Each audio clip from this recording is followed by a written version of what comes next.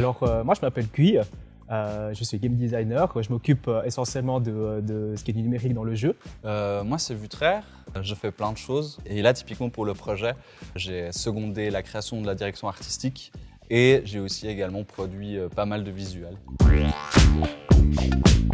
Alors, en tant que fribourgeois, on serait quand même tenté de dire Jean Tinguely. Il y a quand même quelque chose d'assez tangible avec Jean Tinguely. Alors, en fait, la question ne se pose même pas, c'est Tinguely, quoi. Clairement obscur. Moi, Tim Burton.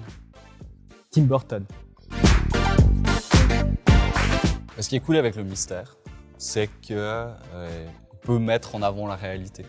Ça veut dire qu'en cachant des petits bouts de la réalité, par exemple, ça crée comme des espèces de pièces de puzzle ou plutôt des trous à combler. Notre jeu, il s'ancre vraiment dans la réalité, c'est-à-dire qu'on se repose sur des éléments concrets, réels, pour imaginer des mystères autour. Ouf, Infinite Scroll. Ah, le Doom Scroll, mec? Ouais, moi, scroll jusqu'aux abysses. Putain, on a le droit de répondre des trucs qui sont pas dans les listes? Parce que du coup, moi, j'aurais dit clavier, mais pas manette. Moi, je dirais Blade Runner. Blade Runner pour le côté un petit peu technopunk, mystérieux. Dynamique. On aime beaucoup l'idée que ce qui vient du passé, c'est pas des choses qui sont ancrées dans la paire pour toujours, mais qu'il y a aussi une manière de les voir, de les interpréter, de les penser, qui font que c'est du savoir qui peut être vivant et dont on peut partir à la recherche. Ça reste un jeu vidéo, donc il faut du mouvement. 360 degrés. Je pense quand même souvenir parce qu'on se repose sur, même si on a imaginé ces souvenirs, on se repose vraiment sur des choses qui ont existé. Du coup, il y a quand même un petit mélange. J'ai l'impression que ça commencerait avec les souvenirs.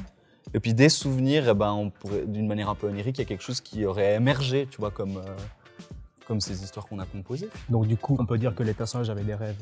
Ah, allez, et oui, et c'est vrai en plus. Putain, on a réussi. Telegram parce qu'on peut mettre des gifs et des stickers. Il faut quand même que les gens sachent qu'avec WhatsApp, tu peux aussi. Attends, non, Telegram. Parce que le télégraphe, c'est pas le vieux truc? Non, Telegram. Non, ok, d'accord. On peut couper ça au montage ou pas? Non. On avait des intentions, on avait envie de faire un jeu quand même bien précis en termes de ressenti, qu'est-ce qui allait se passer quand on marchait dans la rue. Et ça, c'était la première base. Après, on a fait des recherches historiques où il y avait plutôt le côté texte, le côté de l'histoire. Et puis aussi, en même temps, il y avait cette idée de trouver un univers visuel qui soit capable de retranscrire ce truc un peu spécial où on est dans le passé et on essaie de contempler le passé depuis le présent. Et en même temps, il faut qu'il y ait une petite notion de futur. Il y a eu des essais, quoi, en s'inspirant de choses déjà existantes. Vu que notre base de travail, ça reste quand même quelque chose sur papier, des choses organiques, des photographies, des livres, etc. C'était important pour nous de commencer, pas directement de manière numérique, mais de manière organique, mais en gardant en tête que ça reste un jeu vidéo géolocalisé, etc. Donc il a fallu passer sur le numérique assez vite. C'était vraiment un défi de devoir jongler avec les deux. Ah non, mais maintenant on peut dire qu'on est fan de Pérol maintenant. Un jeu sur le plateau de Pérol. Est-ce que c'est ça le futur? C'est ça. Ouh, alors là, nos premières idées ne ressemblaient pas du tout à ça. On se plante beaucoup. Et vu aussi que c'est un médium qui est très peu utilisé, que nous on a aussi très peu utilisé, donc du coup il n'y avait pas forcément de référence.